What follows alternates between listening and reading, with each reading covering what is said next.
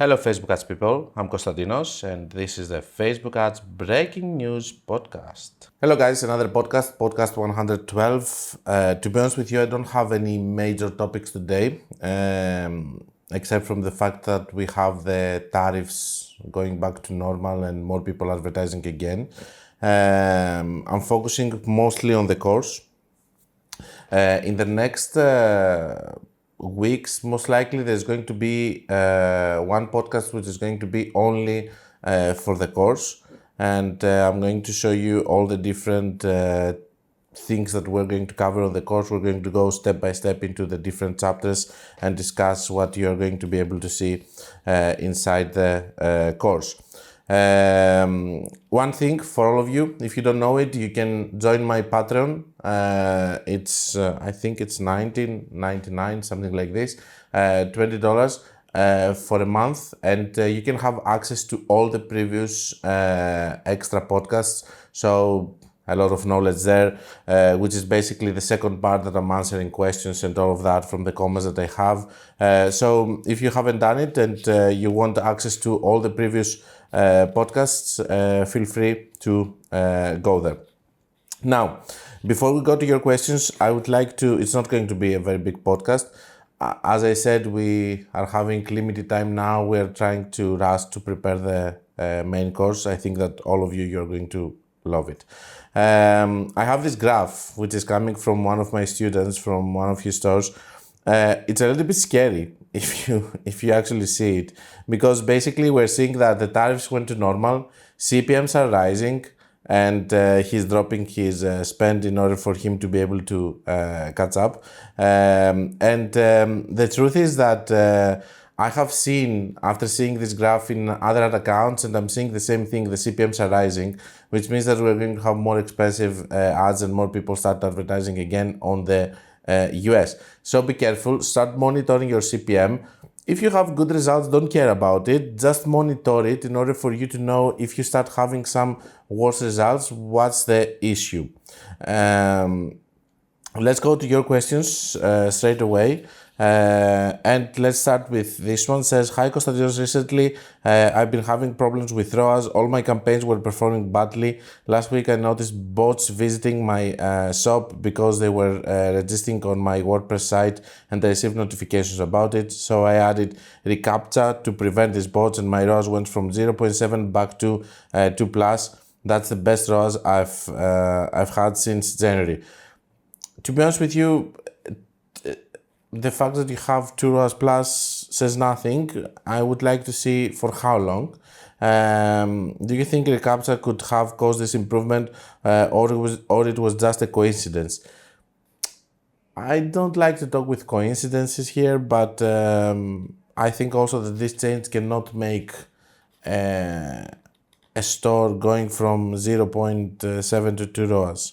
On the other hand, I would be really tempted to close it and open it again to see if this is the truth. I would be really tempted if this was my business. But I'm also a little bit of scientist. I like to test things just to know. In your case, if something is working, we don't touch it. That's the rule. So it worked for you. So I would, if I was in your case, I would guess that this is a change that made the difference, and I would try to see now if I can scale and how can I improve further from that point. For sure, having junk traffic can be really bad. On the other hand, CAPTCHA is not something that can really prevent the bad traffic anyway, because they're still going to come. I don't know. I'm a little bit divided on this one. I would love to see if it's going to hold like this. But good for you. Next question. How does spend distribution work when stacking 5 interests in a single ad set? Does Meta favor one interest over the others based on performance signals, or it is treated as one blended audience where spend isn't broken down by individual interests? I think it's going to go to the different interests one by one. That's what my intuition says. Maybe I'm completely wrong. They are not transparent on how this is working. Trying to understand how stacking affects optimization and if one interest can dominate results behind the scenes. The reason that I believe that it's doing it like this, it's coming from the behavior that I see on the different ad sets when you have single ad set interests. and you have interest in one ad set, another interest in another ad set, and all of that. And I see that the broad one, for example, is taking all of the budget there. I'm having the sense that if you group them in one ad set, it's going to go to interest 1, 2, 3, but it's going to favor the one that is having a broader audience in the same way that it's going to favor it when it's single ad set interest in a CBO campaign. Now, if it's blending them all together and stuff, these are information that we don't have from Meta. If I turn off an ad during optimization, but notice a few days later that it has started reporting profitable sales, is it even advisable to turn it back on? Story of my life. I'm closing ads and they have sales 2 days after. I believe that, I don't know, it's just a pattern. I believe that now I'm talking about campaigns that maybe they don't have a sale for 10 days. I'm over exaggerating. I'm not going to leave it for 10 days, but I'm pretty sure that you leave them for 10 days and then you close it, and on the 11th day it shows you a sale. It looks like Meta is doing it on purpose, I believe. I'm seeing it all the time on ads that I close, and I'm not bad on optimization. On the other hand, I have to tell you that I have tried to turn it on again and then it wasn't getting sales. So I cannot tell you if you have turned it back on or off or keep it off. But I can tell you that for sure I see it as a pattern from Meta doing this all the time. It's up to you. All the times that I have turned it on again, I regretted it. Or it's generally not recommended because reactivated it could disrupt the learning phase, pacing, or current and ad set structure. I think it doesn't. I think you should not do it because if you have taken a decision, support it. And on the other hand, I believe that Meta is giving the sales in purpose, so it's not the real sales. I cannot believe that in all of the ads that I close, suddenly they decided to work the day that I decided to close them. Curious about what you've seen happen when you try to revive them, delayed profit ads. They never work.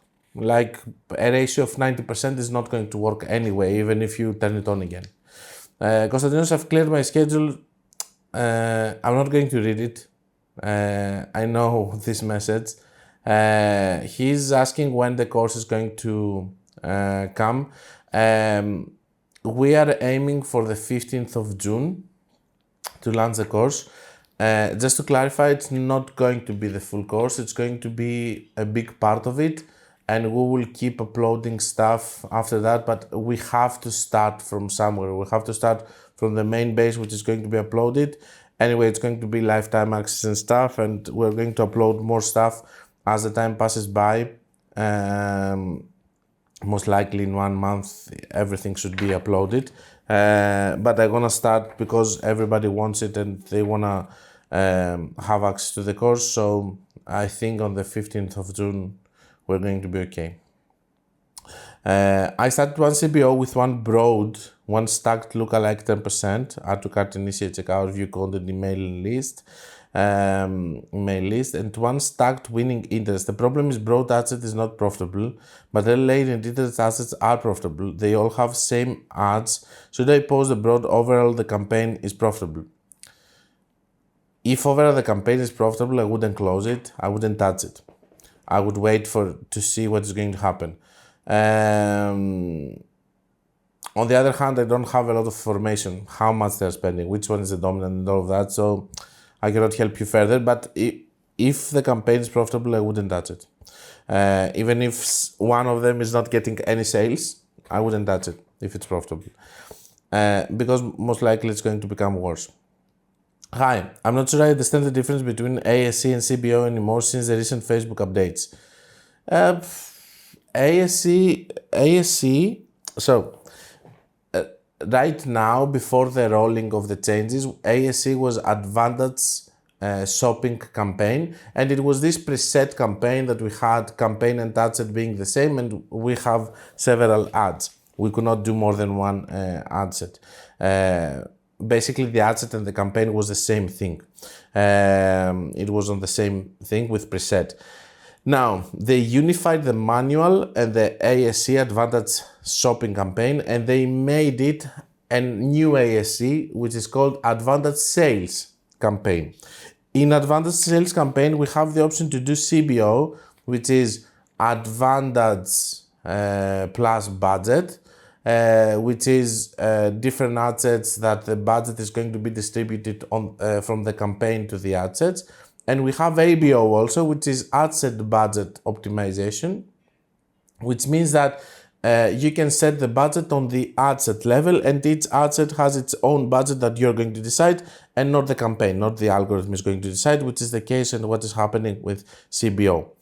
In the new style, we can do CBO or ABO, but the new ASC campaign that we're going to do in the new style is either a CBO with one ad set and many ads, or an ABO with one ad set and many ads. This is what you are going to do. When I create a campaign now, it's automatically ASC, and on the right, it's not ASC. It's not the old ASC. It's another thing.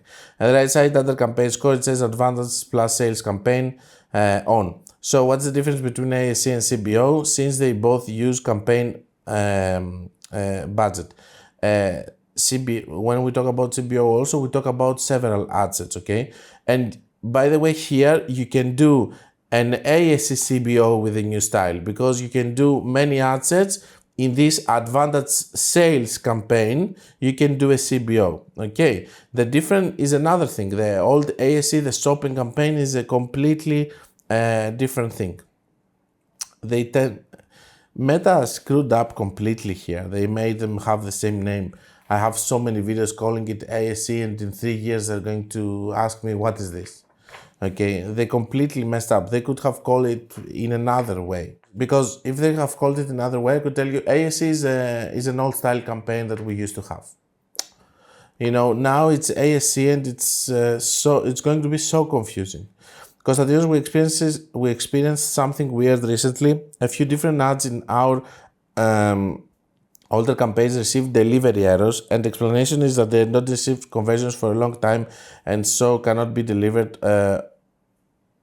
Also this. Yeah, Meta is doing that. Sometimes if ad sets or ads are not taking any budget or sales, as they say here, they tend to close them. I would check my automated rules to see if there is anything there.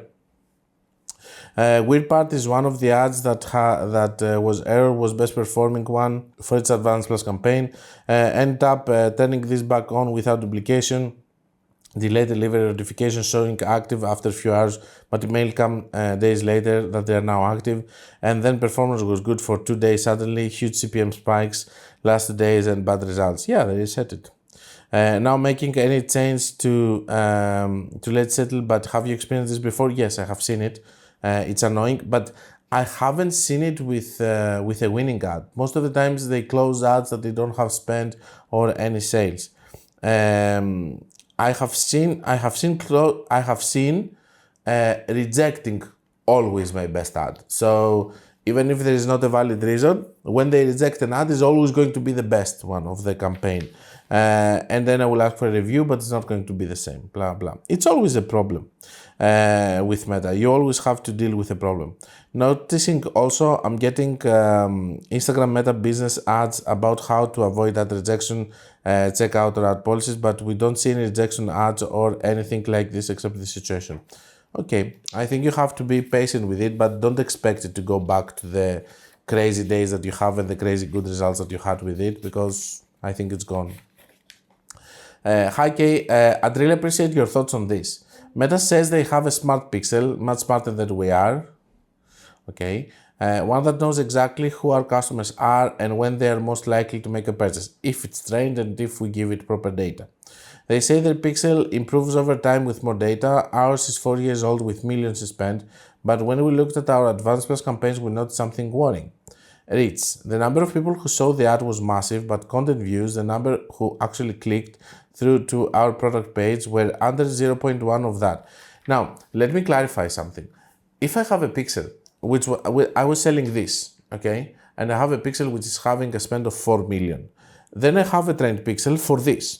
If I start selling this over here, which is a mag, then it doesn't mean that my pixel is going to work. So I'm asking if you're having a pixel which is actually trained for the thing that you're trying to sell now. The fact that you're having 4 million spent in any pixel selling something else or something similar, it's not making it the same.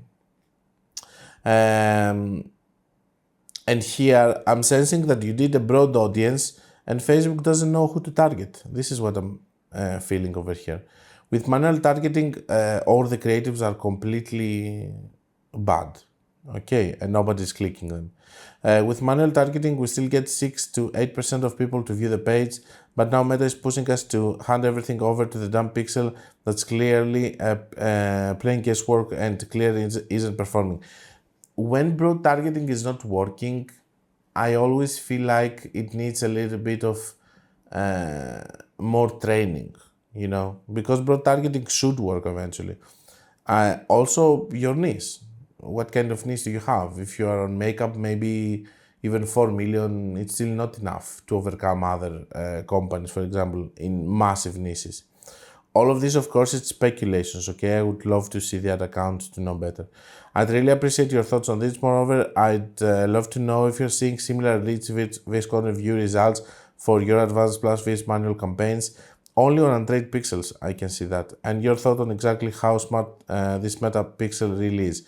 Pixels are really good and they're helping us a lot, but it's a combination of things. It's a pixel, it's the ad accounts, the quality of the traffic that we get from the ad accounts, if you're shadow banned or whatever. It's also the creatives that they help you with the targeting. There are so many different factors. Our pixel is 4 years old with millions spent. Is it still getting trained? How much more data does it need? Nobody knows, but the way that you describe it makes me think that it's not, or maybe you are selling something else, I don't know. Thanks, Kay, maybe it's just us. We're looking at the consolidated stats of the entire ad account, all manual vs all auto campaigns. Also had some A/B tests when they were, when the very same creatives on auto vs manual. The idea was doing a deep dive on the real accuracy of very well seasoned metapixel after years of data and spend. Again, if you're selling the same product, I think that you're not going to have a problem. And at the end of the day, don't do broad targeting if it's not working for you. Stay on lookalikes and interests. That's all I had for you today, guys. I hope that you're going to enjoy your weekend, and I will see you on the next one.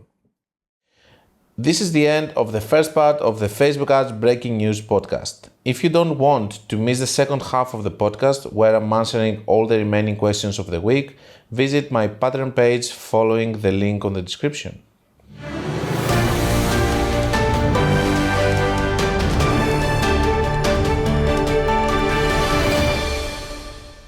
This was the Facebook Ads Breaking News podcast. Like it or not, it is what it is.